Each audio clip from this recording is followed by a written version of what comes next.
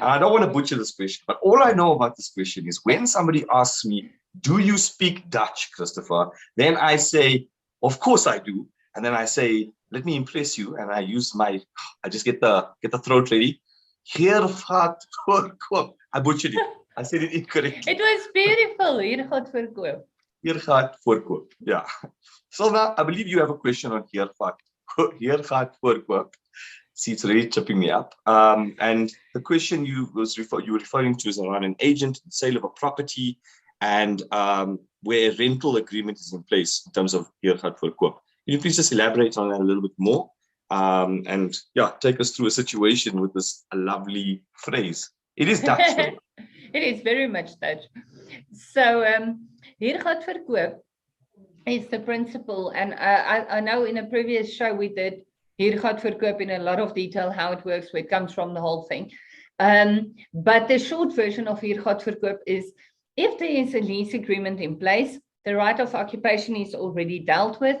And accordingly, if the property is sold, that right of occupation does not go directly over to that personal right, doesn't go over to the purchaser in its occupation form, but the purchaser can derive payment for the use of that right of occupation. This is called rental. So the lease agreement that's in place on transfer of the property, lease agreement will remain in place, and the purchaser of the property will simply step into the shoes of the seller as the landlord.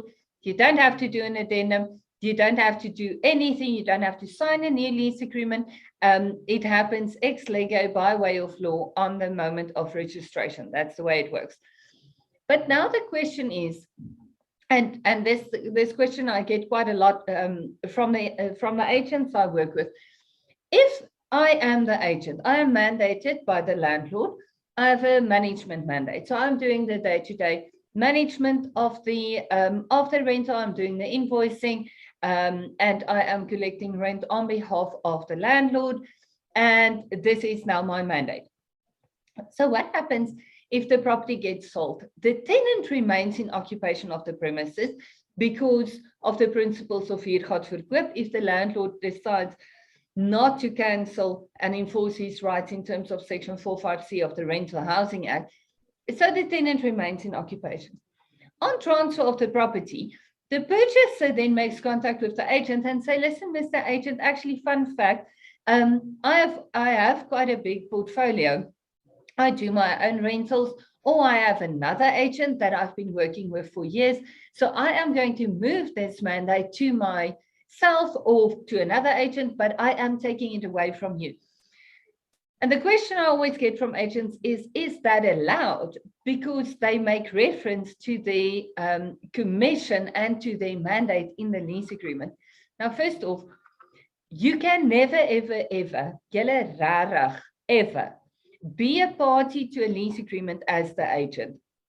You can reference you, and in terms of the PPA and the regulations to the PPA, you need to specifically record in your lease agreement that you have a valid fidelity fund certificate.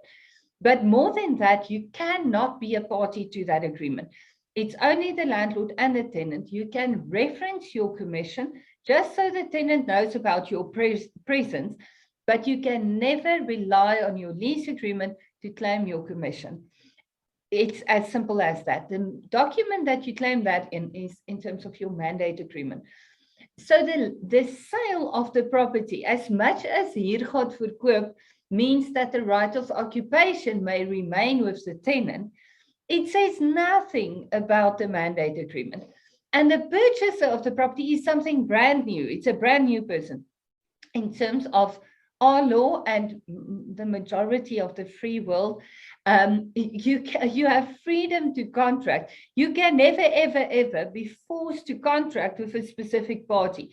You can't have a sale agreement that says the purchaser must use my existing estate agent. It's simply not the way it works. It's as much as your estate agent may never, ever say this is the only attorney that you are allowed to use for your conveyancing. It's silly. We can't do that. It's not how it works.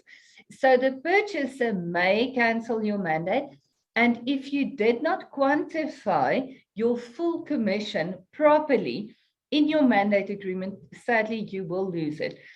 And this is why I always say, please separate your procurement commission from your management commission. A lot of agents absorb their management commission in their procurement commission into their management commission. The moment your mandate gets ended, you don't have anything to claim. If you separated your procurement, so your placement commission from your management commission, you can say, okay, Mr. Landlord, fair enough. You don't have to do that, but the landlord that mandated you, not the purchaser, the seller, if we cancel this agreement because you sell the property or you cancel the lease agreement, you will still owe me my full procurement commission. And in doing so, you protect yourself. So just keep this in mind, but the purchaser may definitely cancel your mandate.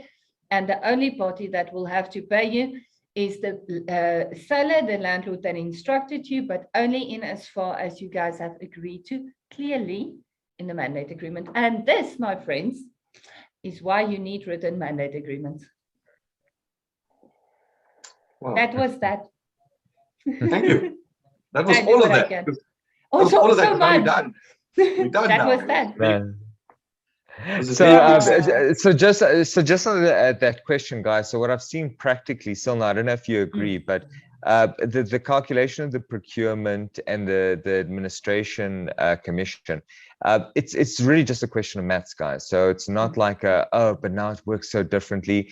You can still have a procurement, but you can even defer the procurement until the period of a year's lapsed, and then it gets written off. So I mean, you don't have to necessarily now charge a procurement when your competitors aren't. You just need to word it differently so that if the mandate ends a lot sooner, that you become that the person becomes liable for a certain procurement charge or a percentage of a procurement charge or pro rata, whatever it is. It is just maths though. So yeah, don't stress out. It is a mathematical way of looking at it.